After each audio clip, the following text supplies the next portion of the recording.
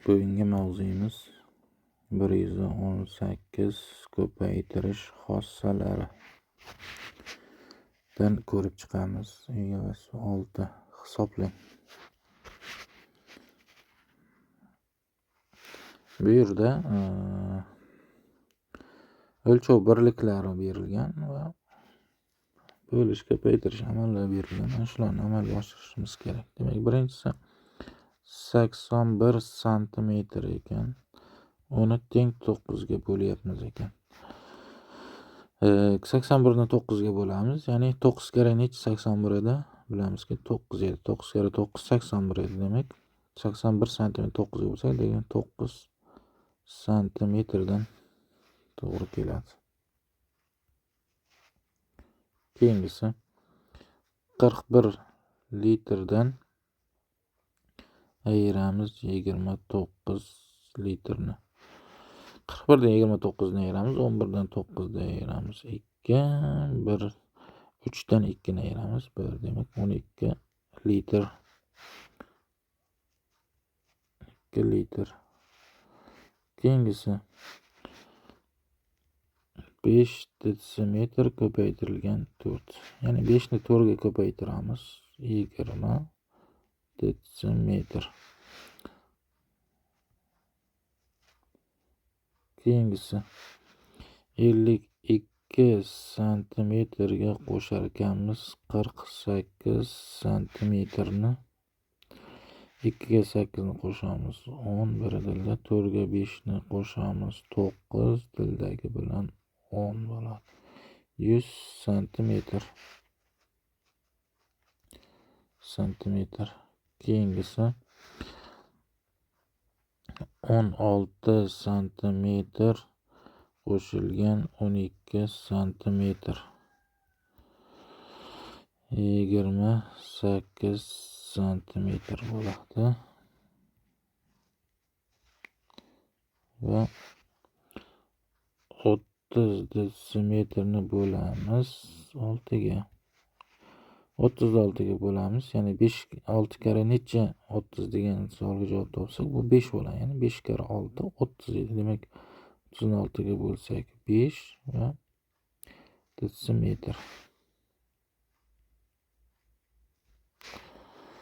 Keyingisi 7 ni ko'ramiz.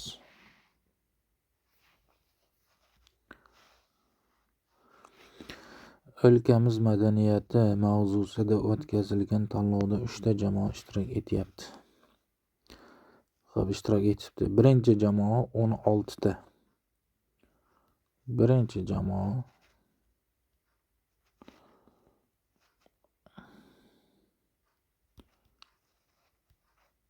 16 ta. Ikkinchi jamoa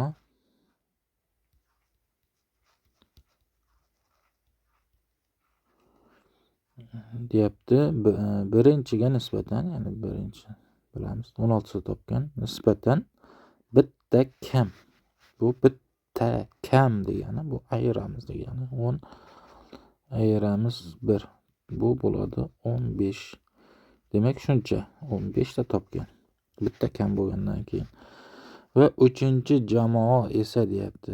Men yozib olay. Nomer 3-jamoa ikkinchiga nisbatan 3 marta kam.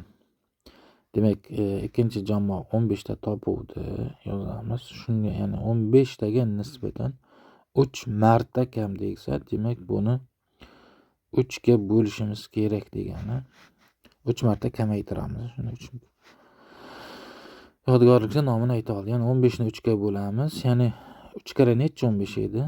Bu 5 edi. 5 kare 3 15 edi. Demak, 5 ta topgan. Ya'ni 3 marta kam. Ikkinchi jamoaga nisbatan bu 5 3 marta kam hisoblanadi. O'quvchilar hammasi bo'lib nechta tarixiy yodgorliklar nomini ayta olgan. Ya'ni bularni hammasini bilib oldik. Birinchi jamoa 16 ta, ikkinchi jamoa 15 ta, uchinchi jamoa 5 ta aytgan. Bular jamini topishimiz, jami degan qo'shib chiqishimiz kerak. Birinchi jamoa 16 ta, ikkinchi jamoa 15 ta, uchinchi jamoa esa 5 ta. tarixiy yodgorliklar nomini ayta olgan. Endi qo'shib chiqsak, 15 ga 5 ni qo'shamiz 20, 20 ga 16 ni qo'shamiz 36. Demak, 36 ta tarixiy yodgorliklar nomini ayta olgan hammasi bo'lib 36 ta. 6 ta deb qo'yamiz. Siz O'zbekistonning tarixiy yodgorliklar nomini ayta olasizmi? Endi tarixiy yodgorliklar nomini ko'pchiligimiz bilsak kerak.